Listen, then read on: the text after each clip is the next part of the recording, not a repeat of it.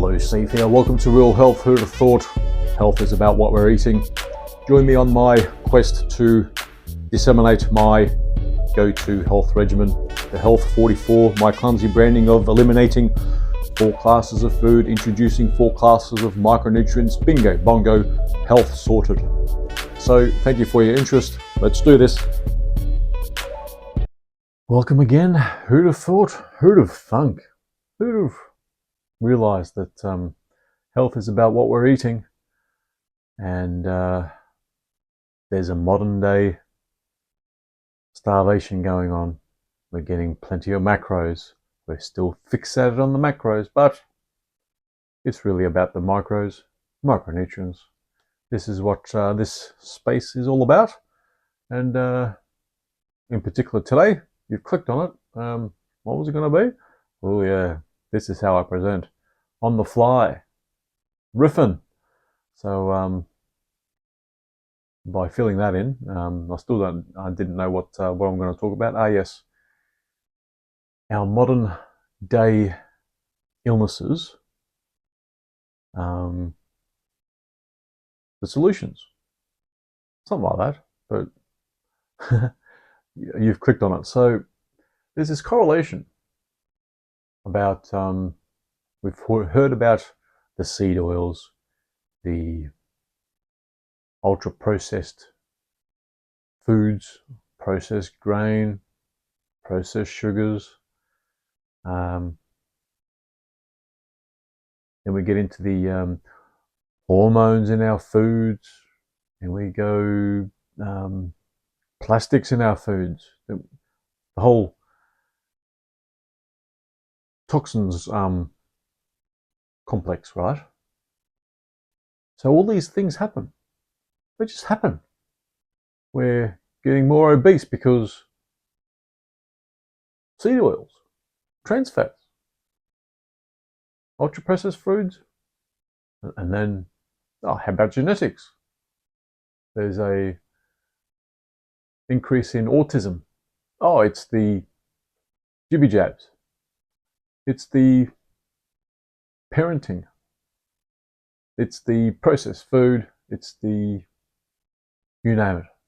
So you get the idea how I'm approaching this. And many, well, the 2.2 regular listeners, they'll know that I'll be referencing the whole Health 44, and that our modern day health, ill health, is based on micronutrient deficiencies. So cholesterol, let's look at cholesterol. Back in the 60s, Ansel Keys, very accomplished scientist, went about things the right way. There was no ill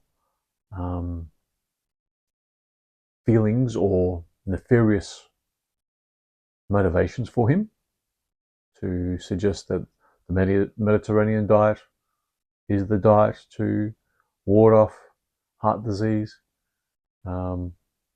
This is still very early on, where the Italians, the Greeks in the Mediterranean, right, didn't have much heart disease, but they do now. Where's the Mediterranean diet gone?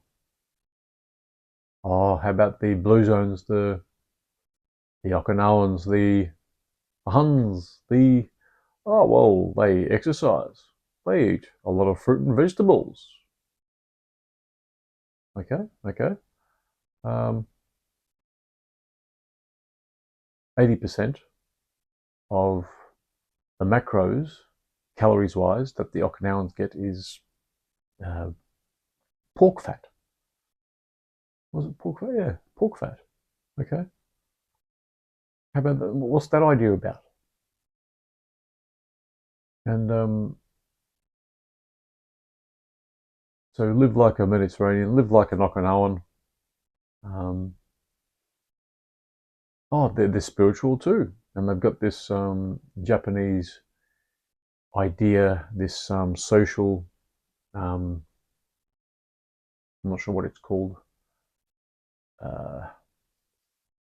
convention, where at the age of 5, you get linked up with 5 other kids in that age group, and you're supposed to care for them or be there for them, with them, until the end of your life. And that's what the Okinawans do. They're spiritual too. The men exercise, the women cook, not knowing that the women used to put, not sure if they still do, but they used to put ashes in the noodles, which is code for more minerals entering their foods. So that's where that's at. Mediterranean diet hasn't reduced the cholesterol level of most people. Well, more exercise then. No matter how many more gyms, how many more garages have weights and cardio bikes in there, no matter how much tax you put on bakery foods or mandating exercise in schools, our obesity problem will get worse and worse. So can you see how we're clutching at all these straws, and we're thinking, we're hoping, got our fingers crossed, and then the stethoscope people are saying it's in your genes and it's your fault. You're born into this world like this. It's your lifestyle. That'll be $200, thanks. And the rest if you're suffering from a particular illness which needs a specialist. So we've got all these correlations. The whole pumping iron thing in the 60s and 70s. The 70s Arnold Schwarzenegger movie. Ooh. Then you got the marathon craze around the same sort of time. I did triathlon for about 15 years when I was a bit younger. And from about 21 to age 36. And if I'd have continued on my ways with that, I'd be looking a lot more horrible than I am now. I went to an event last year and I saw some of my ex-triathletes and ex-competitors, colleagues, whatever, and they weren't looking too good. So in that slight anecdote, it wasn't too crash hot. How about the seed oils? How about those trans fats? Well, before all that started, our ill health was slowly creeping in anyway. But we're living to the age of 80 now, where we used to only live to the age of 40 or 45 at the turn of the 20th century. What's going on there? It's complicated. It's complicated.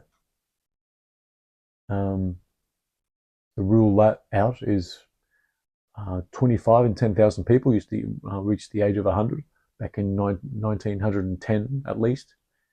Now it's 1 in 10,000 people. But our life expectancy is doubled.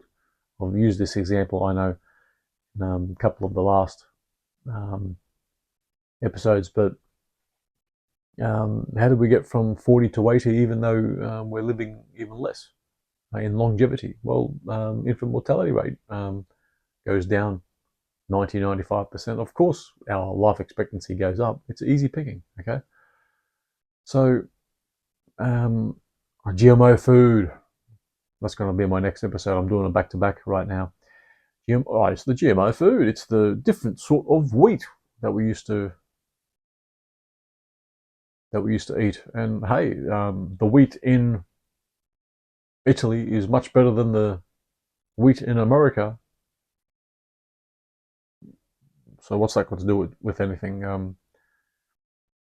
Italians still live late 60s as their life expectancy. But Mediterraneans, Well, that's the Sardinians. The Sardinians boost the Mediterranean um, lifespan up because the Sardinians live on saturated fat, meat, dairy.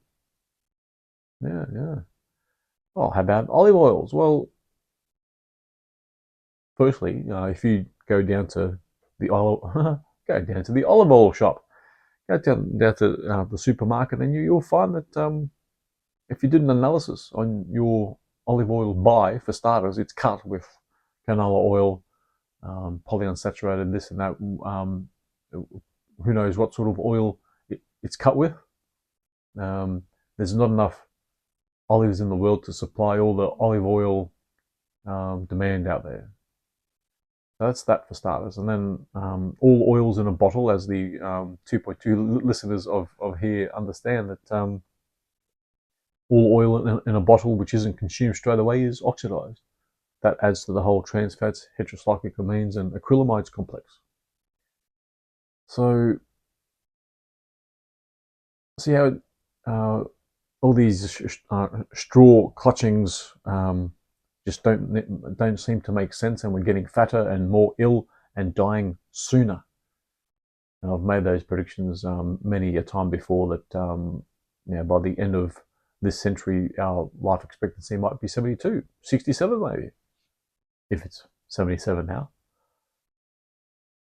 So you'll just have to look around. Yes, you've got the 88-year-old still kicking, and such and such at our church is 92. Oh, but how about such and such, which died 61 of a heart attack and all that sort of thing? We just have to look around for that sort of proof on longevity. And you've got the whole longevity crowd. Reduce blood pressure, make sure your grip strength is strong, and you'll live to a ripe old age of 75. Muscle mass. Make sure your muscle mass is up, you'll live longer. Yeah, right. Not many marathoners that have been marathoning for more than 20 years past the age of 70 in their competing years at least. There's a few which haven't done that many Ks that are still knocking about, but it's not pretty out there. So what brings us to the solution of our modern day ills. I did mention genes, and you'll find that genetics will not do anything to touch the sides of our ill health and our longevity prospects, because the illnesses, the obesity, the mental health issues, even the whole birth defects, autism complex of our young, it's all micronutrient deficiencies. Yes, it is. So whatever straw clutching you've got to, my straw clutch, which is, let me tell you, better efficacy than any guru out there. There's only very few gurus that are on my side of the thinking, and the reason why I got to my thinking is my stumbling on micronutrients and how I've got to my svelte self and my the physique that you see, which isn't like one of the one of the fitness influencers out there and that sort of thing. I don't even do. Well, for the last 6 weeks, I haven't done anything, nothing, because I've torn my pectoral doing some calisthenics in the backyard, and that wasn't pleasant. I tested yesterday, and I'll slowly get back into it. I broke my thumb 6 months ago. 2 months without doing any activity, didn't even put on 1 kilogram. There's photos of people walking in the main street, Times Square in New York, early 20th century. They're all slim. There's 1960s beach photos where there's not a single obese person in there. There might be one or two. There's a few with cellulite starting to happen. But it's getting worse. And the reason why this is all getting worse is where I come in: micronutrient deficiencies, starting with our soils. Even in this Senate paper 236 in 1936, Senate paper 264, I presume, in 1936 discovered that was it 90% of U.S. soil depletion? U.S. soils were depleted of the minerals, and if the minerals don't end up in the soil somehow, which is via the old method of ash practice. We used to use ash as our fertilizer before the First World War, certainly before the Second World War. Fertilizer became, since the turn of the 20th century, fertilizer was not ashes anymore, because we couldn't get ashes because we weren't on electricity, right? And that's one of the reasons. And then when we've got 3 million dams constructed all around the globe, it's prevented all the flood waters getting to where our farmlands were. Excuse me. And even less minerals end up in the soil, because if the minerals don't end up in the soils via the ash practice, once that went, it was the flooding. Now all the minerals are trapped behind all the dam walls. If the minerals don't get in the soil, they don't get into the food, and they don't get into us. Excuse me, I'm getting a bit croaky at the moment. So yeah, that's where it's at, and we need those minerals to make the vitamins that we get from our carnivorous people and our vegan people, to get those vitamins to work, and the amino acids and the essential fatty acids, bringing out those 4 categories of micronutrients that are essential for us. And this is where I'll probably need to insert my Health 44, what I advocate for. I've got to do it each and every episode because, let's face it, this is a crappy production, this guy riffing, and this is where it's at. At least I'm putting it out there, and in 30 years, 50 years time, maybe I'll get more notice when I'm kicking about and maybe winning the 90-year-old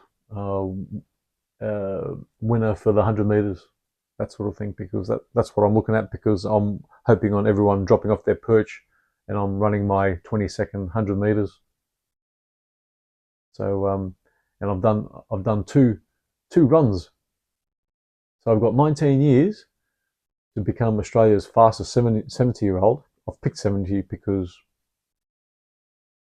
many reasons. I've just picked 70, and I've run once.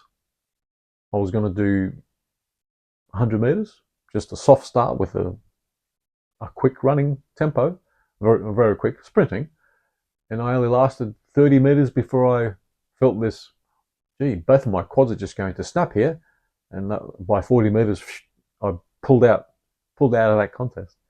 So I did 2 of those, and it wasn't pretty, but I'll get there.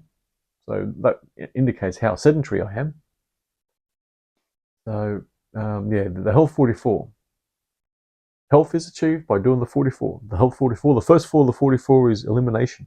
It's an elimination diet. Gluten, oils, sugars, nitrates, nitrites, a few nuances in there to take account of, but that's the gist of it. And you bring in the second 4 of the 44, you take away 4 food categories, the 90+% of the supermarket, and you bring in those 90 declared essential micronutrients. The 4 categories of the micronutrients: there's 60 essential minerals, 16 essential vitamins, 12 essential amino acids, 2 essential fatty acids. In a few short months, if you're not already healthy, you will be, or you will be getting better. You will be healing. I've mentioned in recent times that going off gluten is the easiest part of doing this, and it's certainly essential because 98% of the 98% of the supermarket, no, 98% of vertebrates, which we are vertebrates, can't get their pH level low enough to digest, especially the glutens in the grains, those wheat, barley, rye, and oats, probably even buckwheat. But there's a proteins complex throughout all the grains, but the gluten part is the essential issue to address, because that is what damages the villi in our small intestine. That prevents us from absorbing all our micronutrients, especially the minerals that make the vitamins, amino acids, and essential fatty acids work, which enables the enzymes, enables the whole microbiome to flourish. And I believe the whole microbiome complex, we've stuffed our microbiomes because of the bloody, antibiotics, and then because of the acidic coffees and the colas that we have, and because of we should have apple cider vinegar. Nah. The lower the pH in our gastric juices, the better our digestion. There shouldn't be anything living in our gastric juice, in our gut. There's a microbiome, oral, esophageal, and through the intestines and beyond. There is a microbiome. I'm not sure how much we do understand. We're understanding much more of it,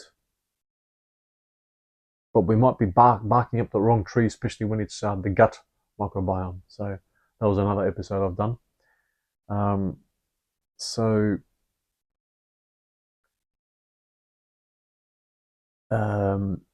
I was referencing the gluten issue. It is possible, if you're healed and your gastric juices are 1.0 pH, you could consume gluten once again, but you're running a risk. So it's better to just not have it. And when I say that 90% plus, perhaps, of the supermarket is off bounds, and you just can't resist. I need to have my cola and my 3 o'clock chocolate and this and that, and I can still keep fit looking, not really actually healthy. Well, you've got pica, and that's code for downstream code for micronutrient deficiencies, cravings. They're micronutrient deficiencies. If you're a drinker, smoker, and you overeat, micronutrient deficiencies. And once you satiate your body, your physiology with the micronutrients, you won't crave what you're craving now. So that's where our health status is. Yes, I know for the 2.2 regular listeners that I'm on the same path each and every episode. But there are the nuances that I need to include. The whole genetics and the GMOs, the seed oils, processed foods, sugars, more activity complex. That's where the crux of where we're pointing towards. Microbiome, add that in. But where it's at, the reason why we've discovered not enough activity, microbiome, seed oils, all those things which I've mentioned, I know, but the reason why we're trying to pick something is because we don't know where the causes are. But I'm telling you what the causes are. Micronutrient deficiencies. The main micronutrient deficiencies in obesity is chromium, vanadium. You still need everything else, all those other 88 micronutrients. Graying of hair, wrinkles, varicose veins, hemorrhoids, early aneurysms, selenium and copper deficiencies, cardiovascular, selenium, vitamin E, osteoporosis, not enough processing, methylation of calcium. There's a lot of calcium produced in Eastern European countries, but their teeth are still falling out of their head. Why is it so? All the methylation required to extract calcium, and then how it's utilized. It's not utilized because it's gone. A glass of milk, all that methylation that's required to utilize, it's gone. Your body doesn't utilize the calcium that you just drunk. Carnivore people, how come they're apparently doing okay? And vegans, they're also doing okay. There's a tug of war there. Oh, they've gone off the processed foods. So let's just go off the processed foods and be opportunistic omnivores. Eat the whole foods thing, right? That's better sense, but it's not the sense. The Health 44 is the highest efficacy you can achieve here. And that feels like I'm wrapping up. It feels like I'm wrapping up. It feels like that I've made my point. So stop jumping on whichever wagon you're on. Eat less, move more. Eat organic. I better see my ApoE, little e, all those, what are these genetic codes for certain Apo, little e, and all that, all those different genes that are doing the rounds. The particular 4 gene codes which add to the risk of Alzheimer's and whatnot. Just get enough cholesterol into you and you'll be right. Eat more eggs, saturated fat, and you'll be right. That's where the carnivores need to, the vegans need to watch it. Not enough cholesterol intake. Never mind taking more calcium and protein. You better concentrate on cholesterol intake. Have you noticed how vegans are usually thin and gaunt versus obese? You know, the cookie eating ice cream, vegan ice cream, yeah, cookie eating. How do they? Margarine in the cookies, yeah. Oils, yeah. So, and with the carnivores, I always need to suggest that don't overcook or fry your meat. Bake it, no more than medium rare with the red meat equivalent. Any frying and overcooking adds to the whole heterocyclic amines, acrylamides, and trans fats complex, which will give everyone ammunition to suggest that a carnivore diet will make you get a heart attack. Because you still will if you overdo your meat. So the straw clutch that I've got, the Health 44, let's compare notes to any other idea out there in the health complex, and let's see who's right or wrong. Heaven forbid if I die in 6 months because I've got cancer and that sort of thing, I'll be the first to say, I got this, I'm dying. You're up to your own devices. You can do your genetics thing, GMO, organic, trans fats avoidance and all that, but I don't think so. So I'll keep doing this for the next 50 years. Let's compare notes for the current gurus in 30 years if they're still alive. And I'm going to leave it there. Thanks for your interest. It's all about the micronutrients. Bye-bye.